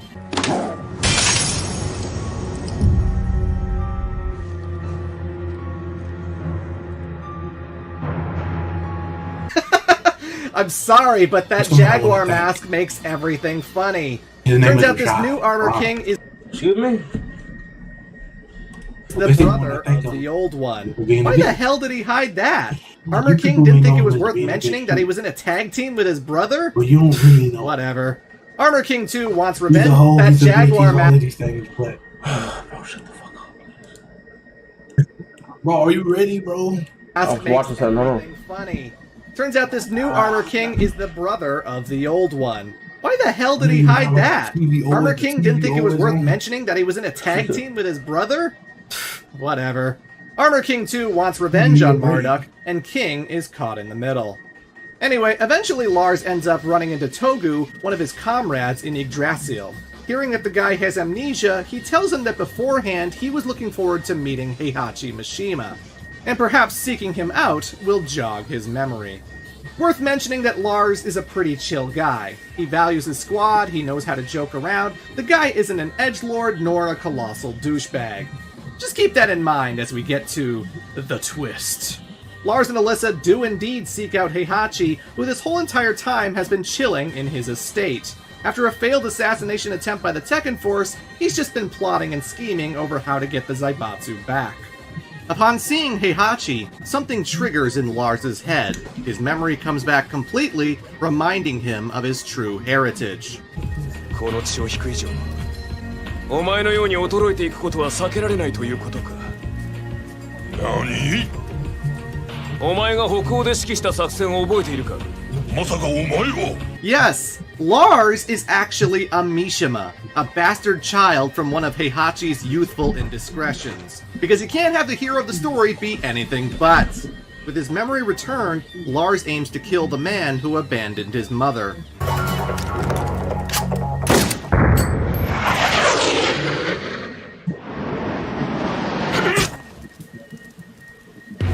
Why the fuck are you calling Camille at? Once again, this nigga just headbutt a bullet. Lars basically goes, alright, fuck it, I got more important things to do. His new goal for the game is to take down Jin Kazama and end the war. This involves breaking into the Zaibatsu headquarters, taking down the Tekken Force, Eddie Gordo, Nina Williams, even a giant demon robot named Nancy. Yes, Nancy. And of all the times I've gone through Tekken 6's arcade mode, I have never beaten this damn thing. It kicks you to the next match as soon as you lose, so it takes forever just to retry. Screw you, Nancy. But eventually Lars ends up riding the elevator into Jin's throne room, where the guy has commissioned a comically evil statue of his devil gauntlet clutching the world. Just a tad on the nose. Before Lars can take this guy out, though, Jin activates his secret weapon.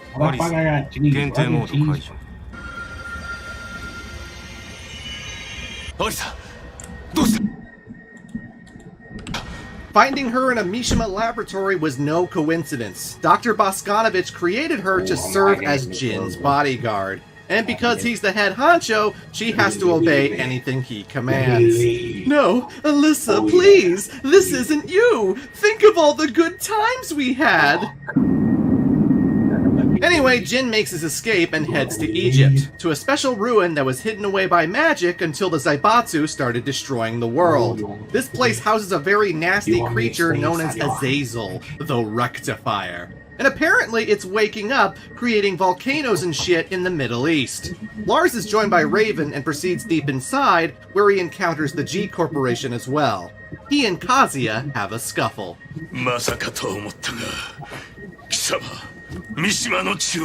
Oh yeah, apparently all the electricity that flies off of Heihachi and Kazuya, that's a Mishima bloodline thing. I guess they descended from the thunder god Raiden. Lars reaches the center of the ruins and comes face to face with Azazel, a giant Anubis monster and by far the cheapest fucking boss in any Tekken game ever. I swear, even on easy mode, this asshole is ridiculously cheap. I hate him with the fury of 1,000 suns. Luckily in Scenario Campaign you have buffed stats, and you can sneak behind him while he's distracted by Raven. Double teaming this prick is so damn satisfying. Lars defeats the creature, but he still has one target left, Jin Kazama. But not before being forced to battle his former friend.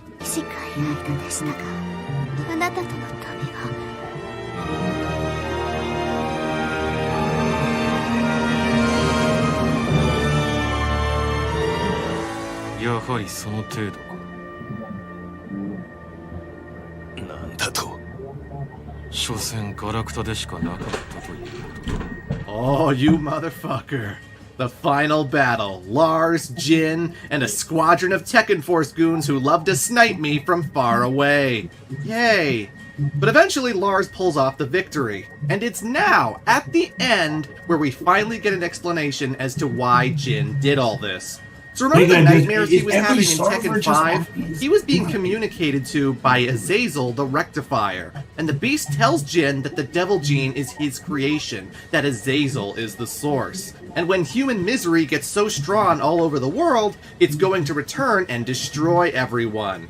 Only someone with the Devil Gene can stop him. But what if Azazel returns long after Jin and Kazuya are dead? Who will save the world then? So using the power of the Zaibatsu, Jin single-handedly attacks everything and everyone just so Azazel would wake up earlier. And sure enough, Lars did not actually defeat the beast. It comes out of the temple to bring about Armageddon. But Jin rushes towards it, punches a hole through its chest, and falls with it into a ravine. The creature killed for good. It's not for me to judge if he was right or wrong. Maybe you're such a saint. You think you can. Oh, fuck off, lady. Yes, Jin technically saved the world, but he killed so many innocent people to get us there. The world will never be the same. I remember a lot of people were put off by the decision to turn Jin heel, and it's completely changed the character. Now he's an edgy sad boy who just wants to die, to get his comeuppance for all the evil that he's done. Tekken and its morality, they just didn't want everything to be so cut and dry. Lars leaves Alyssa with Li Chaolan to be restored to normal, and Raven ends up finding Jin after everything's all said and done. And with that, we only have one more game to talk about.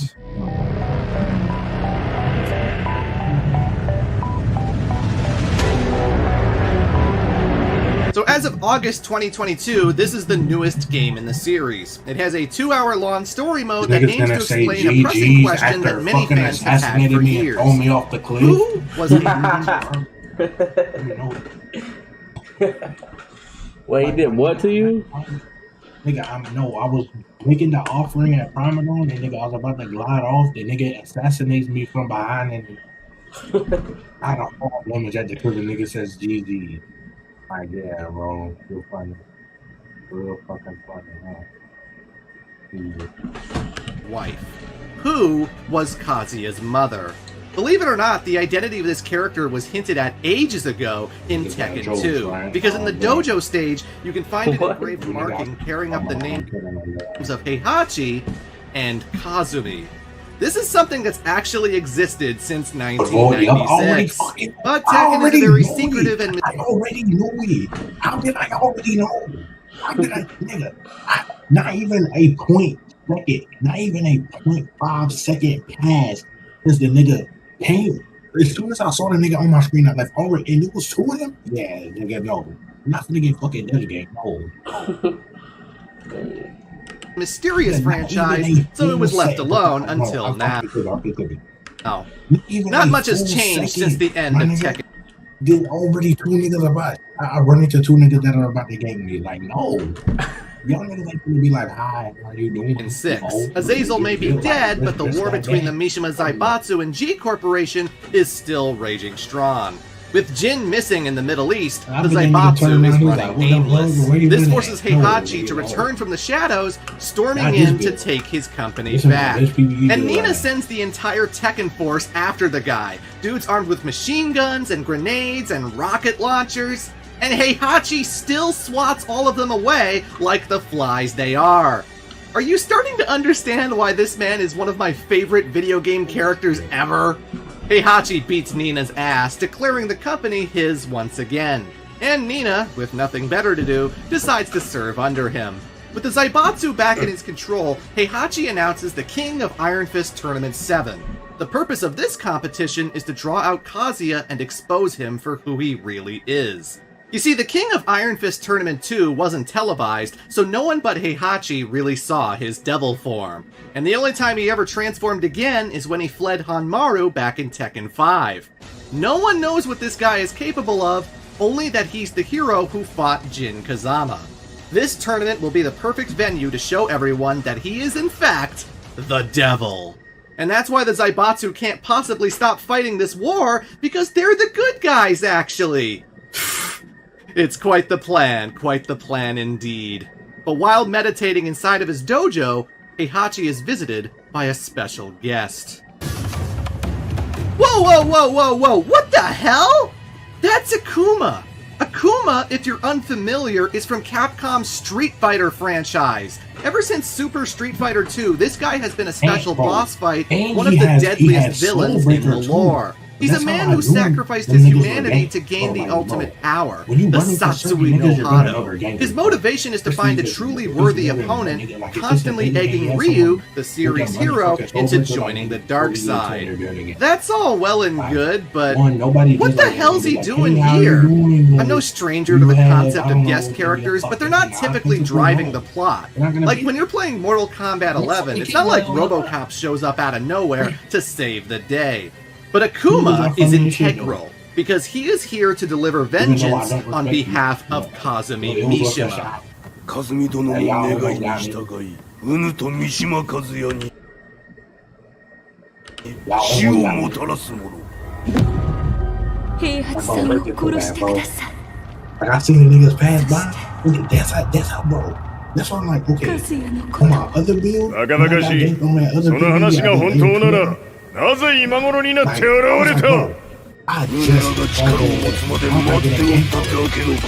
What? For context, Kazumi died on the exact same day that Kazuya was thrown off the cliff. That was like 40 years ago. Akuma was given a task to prevent two men from destroying the world, and he waited until after a fucking world war to start killing them! Nothing about Tekken makes any goddamn sense! So the two battle each other, and because Capcom has really tight protection on their character, Akuma of course defeats Heihachi.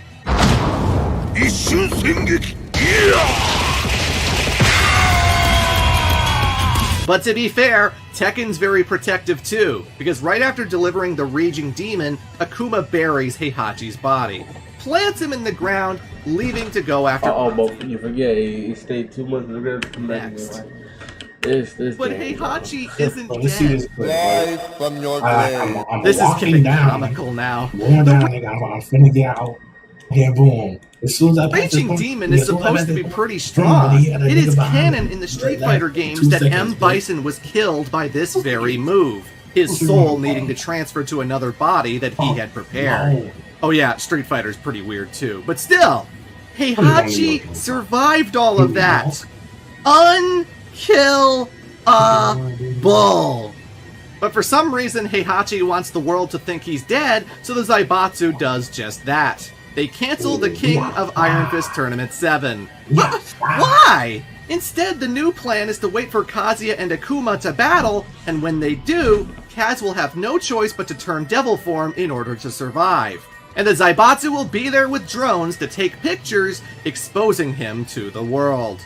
And that's basically what happens. But also, Heihachi decides to kill them both by utilizing Dr. Abel's space cannon. You remember, the thing that took out Jack 2 is still up there, and it's in the possession of Heihachi. He fires the thing off, destroying the G Corporation's Millennium Tower. Why did no one think to do that before? And of course, Kazuya is still alive. The world turns on him. Heihachi sends the devil pictures to the media, and everyone is so shocked and horrified to learn that the world's savior is actually Satan. So Kazuya gets revenge by firing his big fuck-off devil laser into outer space, destroying Dr. Abel's space cannon. And this causes satellite debris to crash into a major city, which turns the public back against the Zaibatsu. I'm not kidding! Apparently the public is under the impression that the Zaibatsu did it on purpose. Why would they do that? The atrociousness of the fighting was inconceivable to the average person, and they soon forgot about Kazuya transforming into a devil. Because apparently that's something you forget. Anyway, one thing Tekken 7 does different from the other games is tell its story through the eyes of a journalist. One who's covering the Mishima family, looking for information on how this whole war started. He approaches Heihachi asking for an interview, and surprisingly, he accepts. See, this is Heihachi's last stand. With the reputation of the Mishima Zaibatsu all but ruined, he challenges his son to one last fight. Winner take all, there can be only one. So, in case he doesn't come back, Heihachi decides to get his story out there, revealing the truth of his wife's death. He was married to Kazumi Hachicho, a fellow martial artist that Heihachi loved very much. That is until she started to show symptoms of a split personality. And this alter ego reveals that she married into the Mishima family purely to kill Heihachi before he eventually becomes a threat to the world. The Hachicho family has been forever cursed with the devil gene, exacting vengeance on whomever they please. They have a fierce fight, but again, Heihachi is just too damn powerful.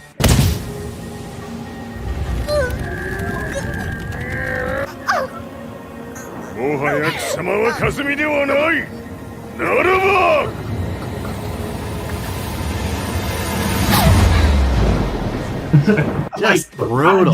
Snaps his wife's neck, despite how devastated it leaves him. And so we have a bit of a retcon here. Heihachi did not throw his son off the cliff to see if he was worthy of the Mishima name. He did it because he wanted to see if his son had the devil gene. Which is a little confusing. If he does survive, then why would you raise him knowing full well there's a split personality just waiting to kill ya? But if he dies, well, good one, dude. You just murdered your innocent son for no reason. Oh, the twisted morality of Tekken, trying to make us sympathize with the man who laughs maniacally and bombs buildings with laser cannons. Kazumi knew he was a monster, so I'm not sure she's actually a villain. But hey, Kazuya and Heihachi meet inside a volcano for their final showdown, and my recap can't possibly do it justice. It's got multiple phases, flashbacks to the past 20 years of Tekken games, Kaz fights in his devil form, Heihachi turns Super Saiyan. These guys just beat the living shit out of each other, Kaz even nuking his old man with lasers, that he somehow survives.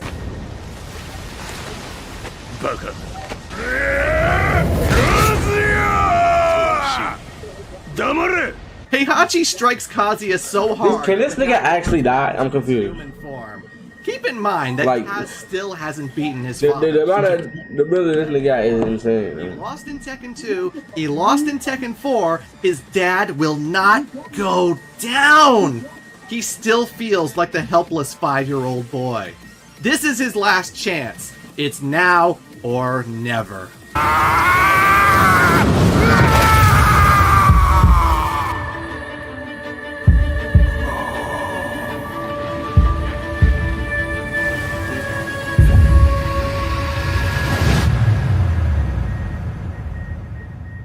And he does it. Kazuya defeats Heihachi Mishima. And as these Tekken games tend to go, it ends on a cliff peering over the volcanic landscape. Hey, he doesn't die. Let me get.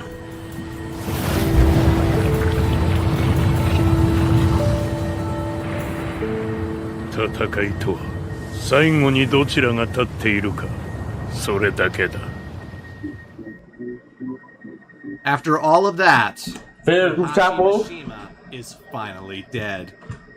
God damn.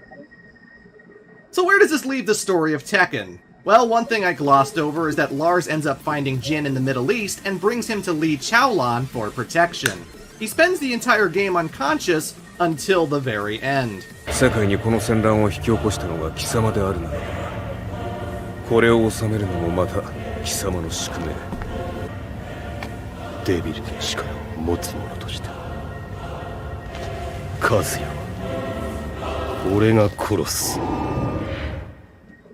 And that, ladies and gentlemen, is the insane lore of Tekken. Here's Guchapo. So I'm not in the habit of doing series recap videos. My next project sure as hell won't be 2 hours long, nor will I avoid talking about the gameplay. But I can't talk strategy with Tekken because I have no grounds to do so. I'm no expert. Hell, my footage is probably the most basic combat you've ever seen. But that's kind of what I've been trying to say. I'm not good at playing it, but I've still gotten 20 years of entertainment value. Alright, yes or no? Alright. We are done with that. Be on later, chat.